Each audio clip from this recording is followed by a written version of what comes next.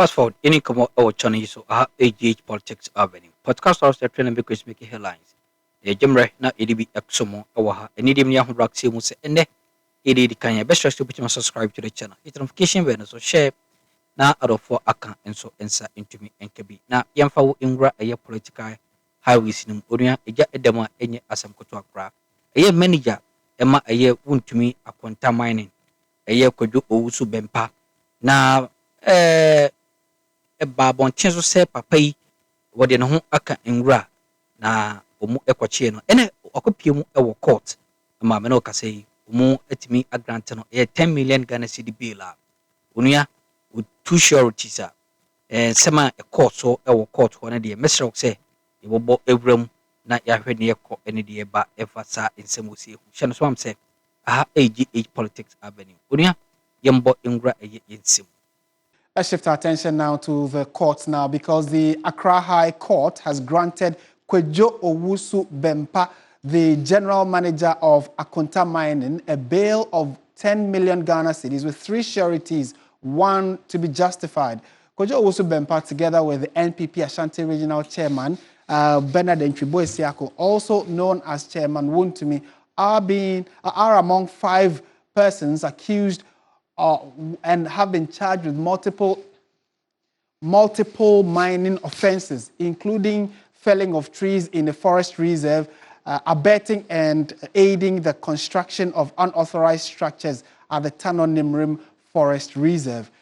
In a moment, we'll speak to Lord Eduasare, who is our man in court and has been following this for us. Lord Eduasare, thank you for your time. So walk us through what exactly transpired in court today.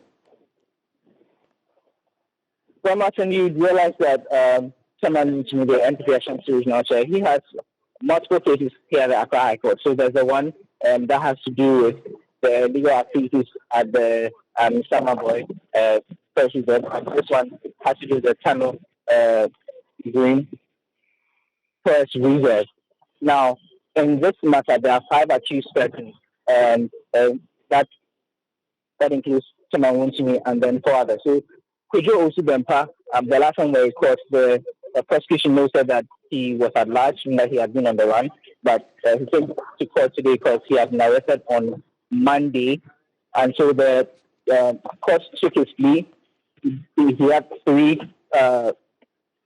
charges posted against him, and which were undertaking the mining without license, abetting the unauthorized felling of trees in the forest, and then abetting unauthorized erection of structures in the forest. Now, he pleaded not guilty to these charges, and then his lawyer went ahead to pay for bail for him. The prosecution indicated that he had been arrested on Monday, like I indicated earlier. Now, in granting the bail, the presiding judge in the matter, he wants 10 million to be with 3 to be justified. He's supposed to deposit his passports to the court registry. And so that is what we know for now. But in speaking to his lawyer, Andrew Boshia, he indicated that essentially his client was not on the run as had been stipulated earlier. He didn't even know that he was in a charge if he heard about it later and then turned himself in. But in the end, he got arrested because he could not, as it were, meet the conditions that the investigators have set for him. You can listen to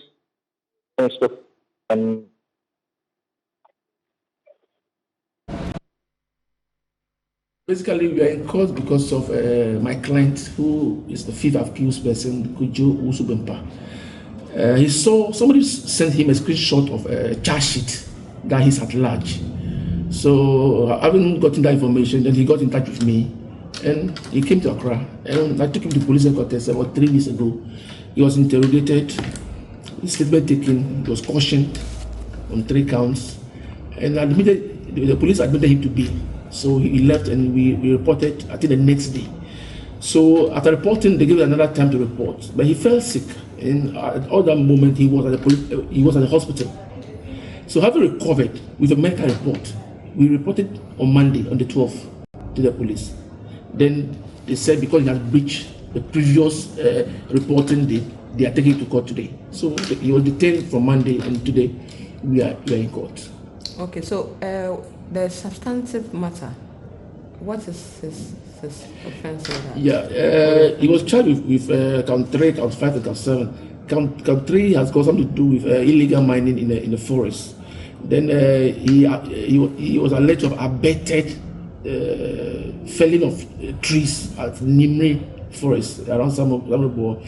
Then he abetted a building, put up a structure that's a building in the forest. So those are the 3 offenses he was charged with: illegal mining, unauthorized felling, abetment of unauthorized felling of trees, then abetment of building a structure in the forest, for which he pleaded not guilty on all the 3 counts, and he was admitted to bail in the sum of 10 million Ghana cedis with 3 sureties, 1 to be justified. Counsel, he indicated that he was unwell, for which reason he could not appear before the police when he was requested. Did you show any medical reports to sort of appease the investigators? Yes, in fact, I gave a copy of the medical report to the investigator. He had an accident in 2002 and had his spinal cord problem. Right, so you heard that lawyer who is representing the third accused, or one of the accused persons in the Akonta mining case. Lord, thank you very much for bringing some updates on that from the courts for us. Let's take our attention now to our earlier story having to do with news we got last few hours about the Gambia agreeing to pay some reparations to victims who unfortunately lost their lives in the Gambia. Mr. Nyako has finally joined us. A bit of background for those who are just joining us. Between January 2005, some Ghanaians who were traveling with other African nationals fell victim to human rights abuses in the Gambia. They were killed, 44 of them Ghanaians and other African nationals. And what we are hearing is that Gambia has agreed to make some payments. Mr. Nyako, thank you for your time. Good afternoon to you. Good afternoon, and thanks for having me. It's been a very long journey. We finally have at least a semblance of clarity as to when payment will be done or how payment will be done and some reparations. What do you make of how far this case has traveled and the fact that there is some finality we are getting in this last few days? Well, it's a significant step forward considering how far this case has traveled. And as you know, there's been, for the many Gambian issues, it started back when Yahya Jammeh became president back in 1994. So a lot of the atrocities, including crimes against humanity, unlawful killings, torture, rape, and all of that, a lot of them were suffered by Gambians. But it wasn't until 2005 when Ghana, unfortunately, our fellow Ghanaians, more than 44 were caught in it, along with about 15 West African nationals, including Nigerians, Togolese, and Ivorians, who were trying to use an unapproved route through Senegal to Gambia to Europe. They were accosted. Information was that they were mercenaries. Information that had been given to Yahya Jammeh was that they were mercenaries seeking to overthrow Yahya Jammeh. But when they were arrested, they didn't have any equipment, nothing. They just had Gary and the rest. So they should have been taken through the court system, but that did not happen. They were summarily executed, many of them, with a few remaining who escaped. So this matter has traveled from in the Ghana case, the 2005, until back in 2009 during President Mills' time, there was some money paid to the government of Ghana to give it to organize a burial and to give some of the victims some. But they never accepted, Gambia never accepted responsibility until when Yahya Jammeh left office and civil society, including our own campaign, we uncovered evidence that the orders to kill these Ghanaians were actually given by Yahya Jammeh. And since then, there was the establishment of the Truth Reconciliation Commission, where some of our victims presented, they shared their experiences of what happened. And the TRC recommended, among other things, that they should be paid about $650,000 US, and that Yahya Jammeh and 12 of his co-conspirators should be brought to trial. After that, they had to establish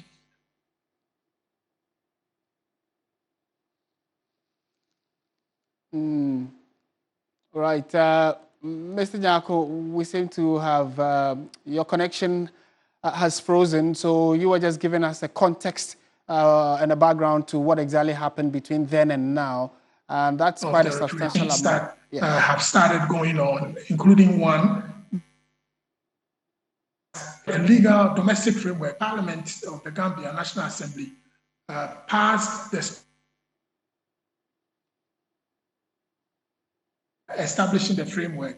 And then because this would involve international actors, ECOWAS last December approved the establishment of the Special Court of the Gambia to try those crimes. So the money part is one bit, but the justice part, which is what I would call Gambia 2.0, would be to bring Yahya Jammeh and the co-conspirators to justice. Right, two quick questions. So are we able to identify the families that are going to be beneficiaries of these reparations? And while at that, if we are asking for justice, what exactly will justice mean in this context? So we've been working with the victims' families since 2018. We've had engagements with them.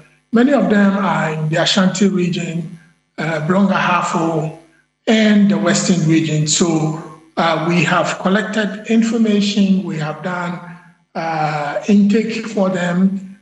We have also been able to travel with some of them to the Gambia. And so we have the information.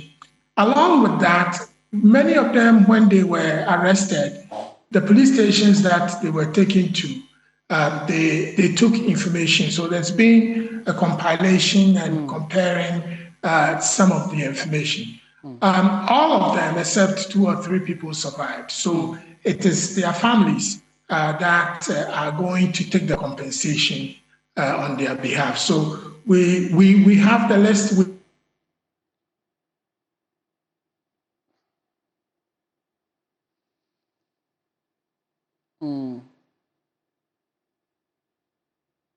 All right. Unfortunately, our connection to Mr. Nyako seems to be quite unstable. Oh, he's joined us in wrapping up. And kindly be brief for me. I was asking, what does justice mean? You're saying that the compensation is one part, then there is the justice that you're seeking against Yahya Jammeh. What would that be? Yes, justice for the victims will mean that former President Yahya Jammeh, who is currently in Equatorial Guinea, will be brought to trial at the special court that is going to be created. It means that the 12 other co-conspirators will also be brought to trial.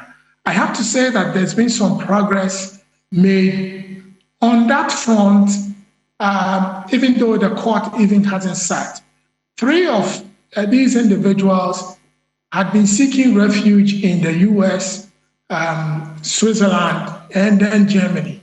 One of them, Michael Correa, was jailed for about 68 years 2 years ago, due to our activity and collaborating with the US government.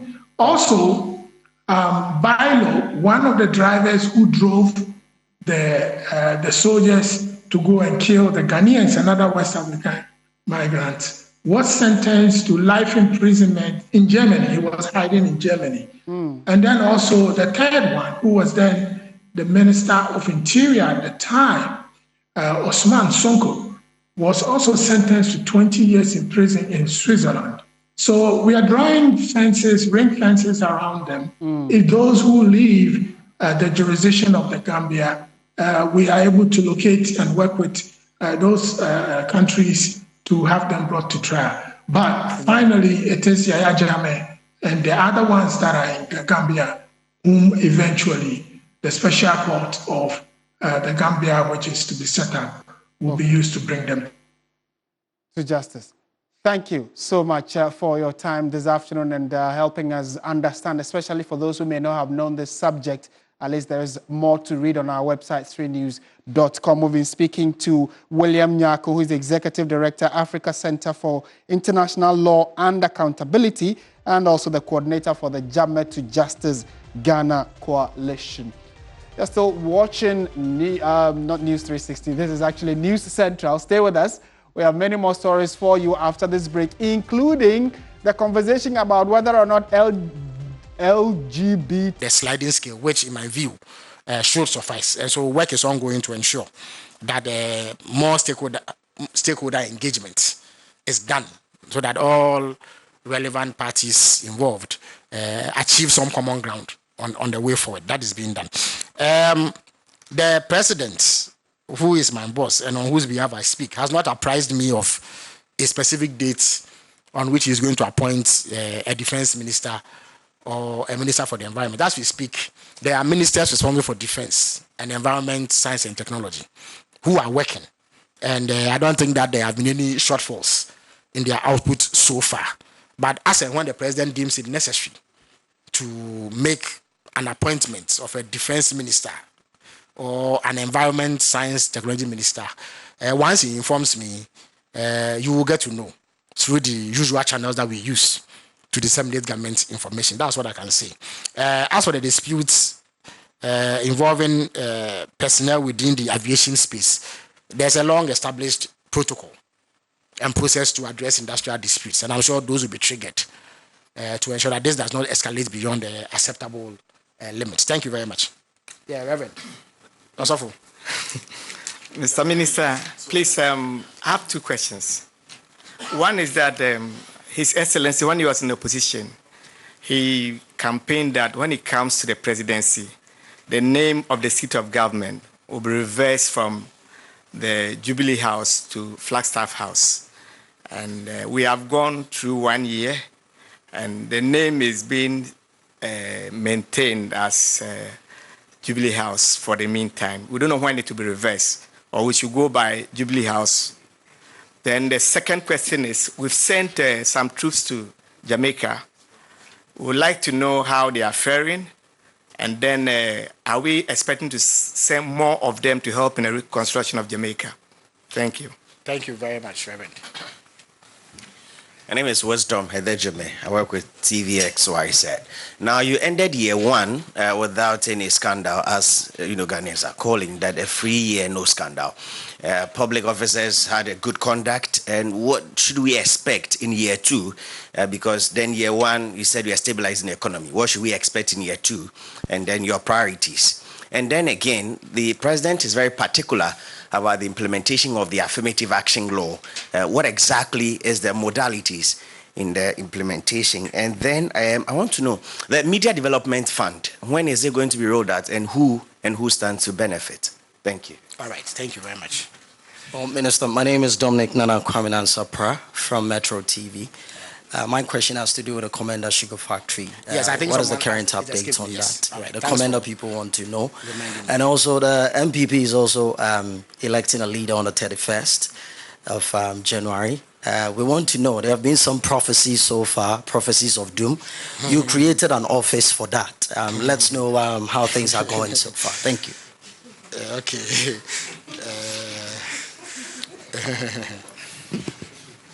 All right, my name is Julius. I report for the Ghanaian Times. All right. Mr. Minister, early this year, somewhere on the 5th, former Finance Minister Ken Oforiatta was detained by ICE, a U.S. agency in charge of immigration. This is a man the state has been looking for. Are we taking advantage of his detention? Is the government of Ghana engaging the American authorities to sanitize the space and take advantage of he being held there and then have him extradited to Ghana? And then secondly, there's one big elephant in the room that we don't normally talk about, which has to do with rent issues here in the country. The rent laws are very clear, but you see landlords colluding with agents and then abusing the law. what's government's position on this, and how are you going to ensure that these laws are enforced to give people some reprieve that they need? Thank you. All right, thank you. So on the back of the Furakta question, I just wanted to ask this.